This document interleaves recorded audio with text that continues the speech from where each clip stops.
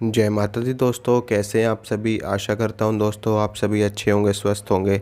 दोस्तों आज मैं आपको ये बताऊंगा कि सब कुछ करने के बाद भी आपके काम नहीं बन रहे, आपकी पूजा लग नहीं रही और आप जो भी साधना कर रहे हो, मंत्र का जाप कर रहे हो, उसका कोई असर ही आपको नहीं दिख रहा। तो ऐसा क्यों होता है, इसके बारे में मैं आज आपको जानकारी दूंगा। और ऐसा क्या करें कि आपकी पूजा लगनी शुरू हो जाए, आपके प्रयोग, आपके उपाय, आपकी साधना लगनी शुरू हो जाए और आपके काम भी बनने शुरू हो जाएं। देखिए दोस्तों, मंत्र साधना, तंत्र साधना, यंत्र साधना, ये तीन चीज़ें इतनी विशाल हैं, इतनी विराट हैं और इतनी ज़्यादा चमत्कारी हैं कि इनके बल पर, इनके प्रयोग से आप इस ब्रह्मांड का कोई भी कार्य सिद्ध करवा सकते हैं। इस दुनिया में ऐसी कोई भी वस्तु नहीं है, कोई भी शक्ति नहीं है, कोई भी सिद्धि नहीं है, कोई भी ऐसी चीज़ नहीं है जो ना प्राप्त की जा सके। मंत्रों में बहुत ज़्यादा शक्ति होती है, इतनी ज़्यादा शक्ति होती है इन मंत्रों में कि जब ये देवी देवताओं के दर्शन करवा सकते हैं, जो कि बहुत ही ज़्यादा दुर्लभ होता है। बहुत ही कम लोगों को ऐसा होता है कि देवी देवताओं के साक्षात दर्शन हो पाते हैं। तो जब मंत्रों के बल पर भगवान के दर्शन हमें हो सकते हैं, तो जो ये भौतिक वस्तुएं हैं इनको प्राप्त करना क्या बड़ी बात है। बिल्कुल भी बड़ी बात नहीं है, चुटकियों में ये सब चीज़ें लोगों को प्राप्त हो जाती हैं। बस थोड़ा सा धैर्य रखना होता है और थोड़ी सी पूजा पाठ, थोड़ा सा अपने इष्ट देव, कुल देवी देवताओं का साथ चाहिए होता है और हर मुश्किल आसान हो जाती है। अब इसी इसी में जब काफ़ी लोग पूजा करते हैं, पाठ कर रहे हैं, साधना भी कर रहे हैं, लेकिन उनको रिज़ल्ट नहीं दिखता है, उनकी पूजा लगती नहीं है और करने के बाद भी कहीं कोई काम नहीं बनता।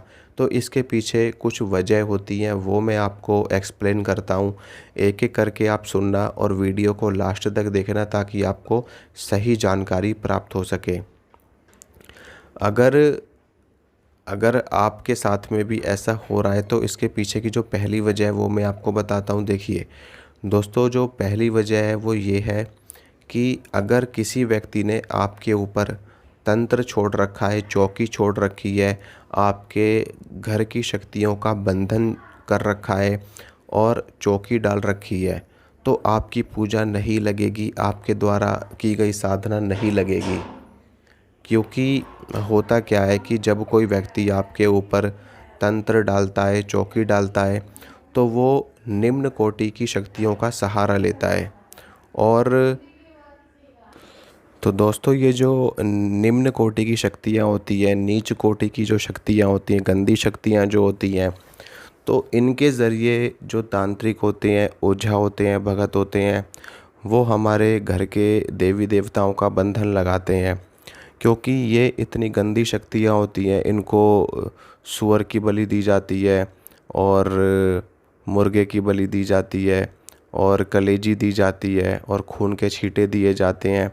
इस तरह की शक्तियों को लगा करके आपके घर की शुद्ध शक्तियों को, पवित्र शक्तियों को, वैष्णव शक्तियों को रोका जाता है। और जब आप जो भी पूजा करते हैं, पाठ करते हैं, वो आपके देवी देवताओं तक पहुंचता ही नहीं है। तो इसी वजह से पूजा पाठ करने के बाद भी काम नहीं बनते। तो इसके लिए आपको सबसे पहले इस तंत्र को कटवाना होता है, चौकी को कटवानी होती है। फिर उसके बाद में जब आप पूजा करते हैं, पाठ करते हैं, तो आपकी साधना, आपकी पूजा लगनी शुरू हो जाती है। दूसरी जो बड़ी वजह होती है वो मैं आपको बताता हूँ। देखिए, दूसरी वजह ये होती है दोस्तों कि हमारे द्वारा कर्म किए जाते हैं। कई बार अच्छे कर्म भी होते हैं, कई बार बुरे कर्म भी होते हैं। तो कुछ लोगों के जीवन में इतने ज़्यादा उनके कर्म खराब होते हैं, इतने ज़्यादा उनके बुरे कर्म होते हैं, इस जन्म के भी कर्म खराब होते हैं, पिछले जन्म के भी कर्म खराब होते हैं। तो उस खराब कर्मों के फल स्वरूप जो वो पूजा कर रहे हैं, पाठ कर रहे हैं, वो तो पूजा पाठ के पुण्य से, पूजा पाठ की शक्ति से उनके जो खराब कर्म है वो धीरे धीरे करके कट रहे होते हैं। तो जब कर्म आपके कट रहे हैं तो उसका फल आपको कहाँ से मिलेगा। जब तक कि आपके सारे खराब कर्म कट नहीं जाते पूजा पाठ के प्रभाव से, साधना के प्रभाव से, तो आपको अच्छा फल नहीं मिलेगा और आपके काम भी नहीं बनेंगे। तो दूसरी वजह ये होती है। अब इसके बाद में तीसरी वजह क्या होती है वो मैं आपको बताता हूँ। देखिए दोस्तों, जब भी हम पूजा करते हैं, पाठ करते हैं, अपने भगवान को मानते हैं, तो अपने भगवान के प्रति, अपने इष्ट के प्रति हमारी आस्था उतनी पक्की नहीं होती, हमारी श्रद्धा उतनी पक्की नहीं होती। लोग क्या करते हैं कि भगवान की पूजा कर रहे हैं, सेवा कर रहे हैं, 1 महीने कर ली, 2 महीने कर ली, 4 महीने कर ली, फिर भगवान को ही बोलना शुरू कर देते हैं कि आपकी हम पूजा कर रहे हैं, पाठ कर रहे हैं, आपको भोग दे रहे हैं, फिर भी हमारे काम नहीं बन रहे, आप हमारे लिए कुछ कर ही नहीं रहे, आप दुनिया को तो इतना दे रहे हो, हमें तो आप कुछ दे ही नहीं रहे। तो ऐसी भावना भी जब लोगों के अंदर आ जाती है, तो भी भगवान ऐसे लोगों से रुष्ट हो जाते हैं, नाराज़ हो जाते हैं और ऐसे लोगों के काम बनाने बंद कर देते हैं। अब क्या होता है कि लोगों की मनोकामनाएं भी डिफरेंट होती हैं। अब मान लीजिए आपकी कोई बड़ी मनोकामना है, कोई विशेष मनोकामना है, तो उस मनोकामना को पूर्ण होने में भी समय लगता है। अब मान लीजिए आपने साधना कर ली, 1.25 लाख मंत्रों का जप कर लिया कि मेरी ये मनोकामना पूरी हो जाए। अब वो मनोकामना आपकी बड़ी है, तो उस मनोकामना को पूर्ण होने में समय लगता है। ऐसा नहीं है कि आपने 1.25 लाख मंत्रों का जाप किया और भगवान ने एक नोटों से भरा हुआ बैग ला करके आपकी गोद में रख दिया और जाओ अपनी मनोकामना पूरी कर लो। ऐसा नहीं होता है। भगवान आपको जो सफलता दिलवाते हैं, जो सफलता प्रदान करवाते हैं, वो आपके कर्मों से ही दिलवाते हैं, आपके हाथों से ही आपको सफल बनवाते हैं, ताकि दुनिया ये बोले कि इस व्यक्ति ने कितनी मेहनत करी है, इस व्यक्ति का स्वभाव कितना अच्छा है, इस व्यक्ति के कर्म कितने अच्छे हैं कि आज इसको सब कुछ प्राप्त हो गया। अगर आप ये सोच रहे हो कि हाँ कोई हमें ऐसे ही दे जाए, तो ऐसा तो सिर्फ जो निम्न कोटि की शक्तियाँ होती हैं, यक्षिणियाँ होती हैं, पिशाचिनियाँ होती हैं, वो ही ऐसा कार्य करती हैं। लेकिन वो जितना देती हैं उसके कई गुना आपसे ले भी लेती हैं, आपका जीवन तक छीन लेती हैं, आपकी ज़िंदगी तक बर्बाद कर देती हैं।